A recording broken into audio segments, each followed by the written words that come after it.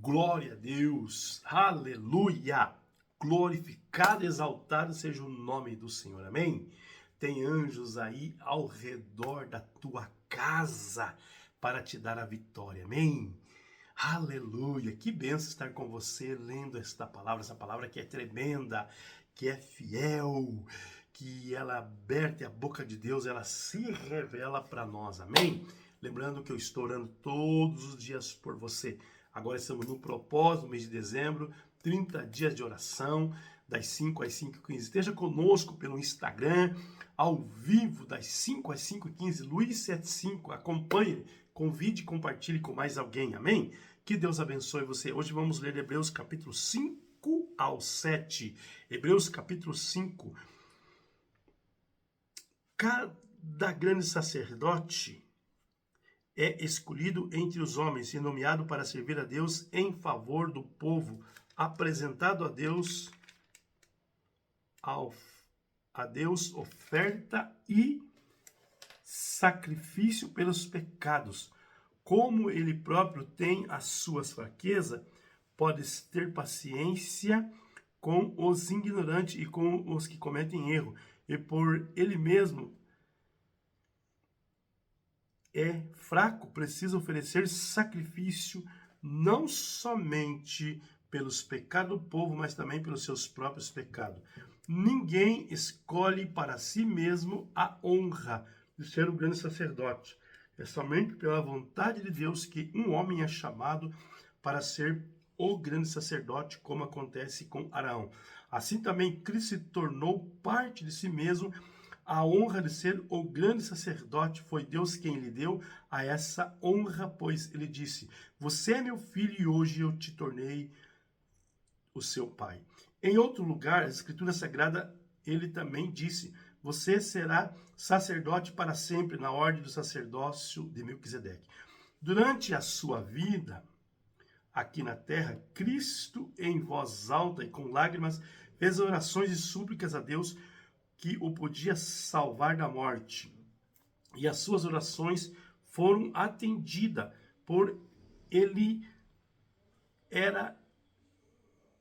era dedicado a Deus. Embora fosse filho de Deus, ele aprendeu por meio do seu sofrimento a ser obediente, e depois de ter aperfeiçoado, ele se tornou a fonte da salvação eterna.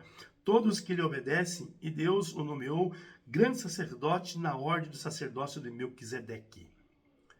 Temos muito o que dizer a respeito desse assunto, mas porque vocês custam a entender as coisas, é difícil explicá-la. Depois de tanto tempo, vocês já deviam ser mestre, mas ainda precisam de alguém que lhe ensine as primeiras lições dos ensinamentos de Deus.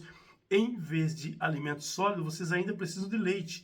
E quem precisa de leite ainda é criança e não tem nenhuma experiência para saber o que está certo ou errado. Porém, a comida dos adultos é sólida, pois eles pela prática sabem a diferença entre o que é bom e o que é mal. Hebreus capítulo 6. Assim, vamos em frente a fim de chegarmos ao ensinamento de adultos, deixando para trás as primeiras lições da mensagem de Cristo. Nós não vamos colocar de novo as bases dessa mensagem. Isto é necessário de abandonar uma vida inútil e de crer em Deus. O ensinamento a respeito dos batismos, da cerimônia, de pôr a mão sobre os cristãos e da ressurreição dos mortos e o julgamento eterno. Vamos em frente, e se Deus quiser, é isso que faremos. Como é que as pessoas que abandonaram a fé podem se arrepender de novo? Elas já estavam na luz de Deus, já haviam experimentado o dom do céu, recebido a sua parte do Espírito Santo, já haviam conhecido por experiência que a palavra de Deus é boa e tinham experimentado os poderes do mundo que há de vir, mas depois de abandonar a fé, é impossível levar essa pessoa a se arrepender de novo, pois já estão crucificando outra vez o Filho de Deus e zombando publicamente dele. Deus abençoa a terra de receber a chuva, a qual muitas vezes cai sobre ela e produz planta úteis para aqueles que trabalham nela, mas a terra que produz mato e espinho não serve para nada. Ela corre o perigo de ser amaldiçoada por Deus e acaba sendo queimada. Porém, ainda que falemos dessa maneira, meus queridos irmãos, estamos certos que vocês têm as melhores bênçãos que vêm da salvação. Deus não é injusto que ele não esquece do trabalho que vocês fizeram, nem o amor que eles mostraram na ajuda que deram e ainda estão dando aos seus irmãos na fé. O nosso profundo desejo é que cada um de vocês continue com entusiasmo até o fim, para que de fato recebam o que esperam. Não queremos que se tornem preguiçosos, mas que sejam como os que creem e têm paciências para que assim receba o que Deus prometeu. Deus fez a promessa a Abraão e jurou cumpri-la. E como não havia ninguém maior do que ele mesmo, Deus jurou pelo seu próprio nome. Ele disse a Abraão: eu prometo que abençoarei você ricamente e lhe darei muitos descendentes. Abraão teve paciência e por isso recebeu o que Deus havia prometido. Quando alguém jura, usa o nome de uma pessoa que é maior do que ele, e o juramento acaba com qualquer discussão. Deus quis deixar bem claro aos que iam receber o que ele havia prometido, que jamais mudaria a sua decisão. Por isso, com a promessa, fez o juramento. Portanto, há duas coisas que não podem ser mudadas, e a respeito dela, Deus não pode mentir, e assim nós que encontramos segurança nele, nós sentimos muito encorajados a nos manter firme na esperança que nos foi dada. Essa esperança mantém segura e firme a nossa vida, assim como a âncora que mantém seguro o barco. Ela passa pela cortina do tempo do céu e entra no lugar santíssimo celestial. Foi até lá que, para o nosso bem, Jesus entrou antes de nós e ele se tornou para sempre o grande sacerdote na ordem do sacerdócio de Melquisedeque. Hebreus capítulo 7. Esse Melquisedeque era rei da cidade de Salém, sacerdote do Deus Altíssimo, quando Abraão estava voltando da batalha em que matou os reis, Melquisedeque foi ao encontro dele e o abençoou. Abraão lhe deu a 10ª parte de tudo que havia tornado dos inimigos na batalha. O nome Melquisedeque quer dizer primeiramente rei da justiça, e porque ele era rei de Salém, o seu nome também quer dizer rei da paz. Não se conhece o pai, nem a mãe, nem qualquer antepassado de Melquisedeque, e também não se sabe nada do seu nascimento ou sobre a sua morte. Por ser como o Filho de Deus, ele continuou sacerdote para sempre. Veja como Melquisedeque era o grande Abraão, era grande. Abraão, o patriarca, lhe deu a 10ª parte de tudo o que havia tomado dos seus inimigos na batalha.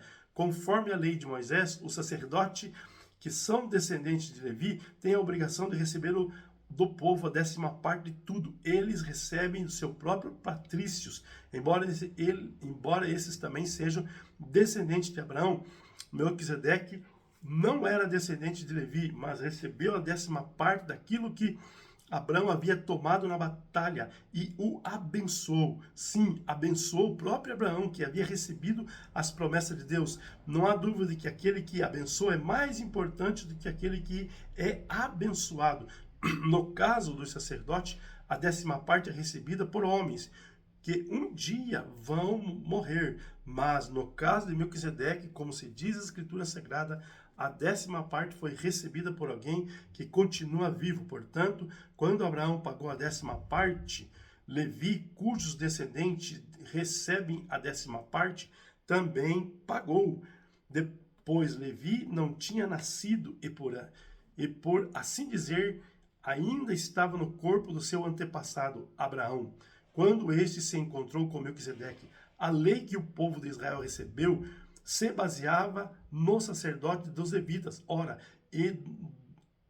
se o trabalho do sacerdote levita tivesse sido perfeito, não havia necessidade de aparecer outro tipo de sacerdote na ordem do sacerdócio de Melquisedeque, e não da ordem de Araão, pois quando se muda o sacerdócio, a lei também precisa ser mudada. E o nosso Senhor Jesus, a respeito de quem são ditas essas coisas, pertencia a outra tribo, e nenhum membro dessa tribo jamais serviu como sacerdote. E é sabido que, por nascimento, Jesus, o nosso Senhor, pertencia à tribo de Judá, e Moisés não disse nada dessa tribo quando falou a respeito de sacerdotes.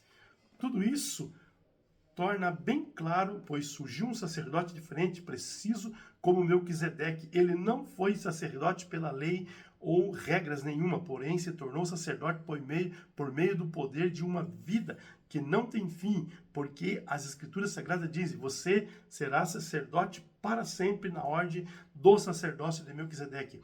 Assim as regras antigas foi anulada, porque era fraca e útil, pois a lei não podia aperfeiçoar nada, mas agora Deus nos deu uma esperança melhor por meio da qual chegamos perto dele. Além disso, há o juramento de Deus. Não houve juramento quando os outros se tornaram sacerdotes, porém houve juramento quando Jesus se tornou sacerdote, pois Deus lhe disse: o Senhor jurou e não voltará atrás. Ele disse: você será sacerdote para sempre. Portanto, essa diferença também faz com que Jesus seja a garantia de uma aliança melhor.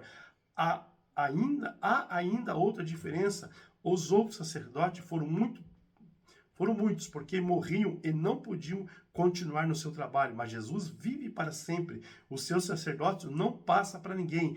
E por isso ele pode hoje e sempre salvar as pessoas que vão a Deus por meio dele. Porque Jesus vive para sempre, a fim de pedir a Deus em favor delas.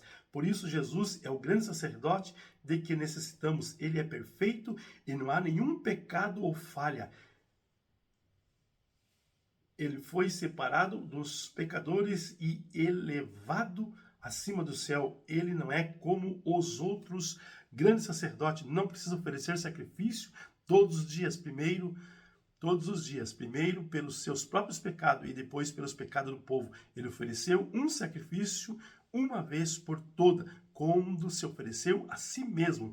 A lei de Moisés escolheu homens que são imperfeitos para serem grandes sacerdotes, mas pela promessa foi feito um juramento, a qual veio depois da lei de Moisés. Deus escolhe o Filho que se tornou perfeito para sempre. Amém. Glória a Deus, que Deus abençoe você ricamente. Que prazer, estamos chegando ao final. Amém, esteja conosco firme aí, compartilhe. Deus abençoe você, paz.